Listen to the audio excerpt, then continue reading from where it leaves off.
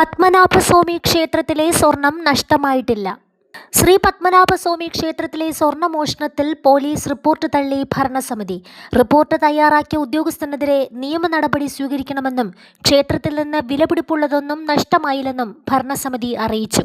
Report തയ്യാറാക്കിയ ഉദ്യോഗസ്ഥനെതിരെ നിയമ നടപടി സ്വീകരിക്കണമെന്നാവശ്യപ്പെട്ട് ആഭ്യന്തരമന്ത്രിക്ക് റിപ്പോർട്ട് നൽകാനും ഭരണസമിതി യോഗം തീരുമാനിച്ചു.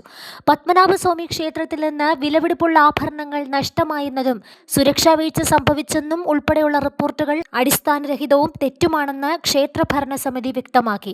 ക്ഷേത്രത്തിൽ പ്രവേശിക്കുമ്പോഴും പുറത്തു കടക്കുമ്പോഴും ജീവനക്കാർ പരിശോധനയ്ക്ക് വിധേയരാണ്. വിലപിടിപ്പുള്ളതൊന്നും ക്ഷേത്രത്തിൽ നിന്ന് നഷ്ടമായിട്ടില്ല. തെറ്റായ വാദങ്ങൾ ഉന്നയിക്കുന്നത് ദുരുദ്ദേശപരമാണെന്നും ഭരണസമിതി വ്യക്തമാക്കി.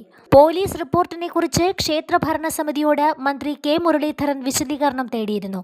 ഇന്റലിജൻസ് ADGP P വിജയൻ നൽകിയ റിപ്പോർട്ടിന്റെ അടിസ്ഥാനത്തിലാണ് സംസ്ഥാന പോലീസ് മേധാവി ക്ഷേത്രത്തിലെ അമൂല്യ വസ്തുക്കൾ കാണാതാകുന്നുവെന്ന് ചൂണ്ടിക്കാട്ടി ആഭ്യന്തര വകുപ്പ് സെക്രട്ടറിക്ക് കത്ത് നൽകിയത്.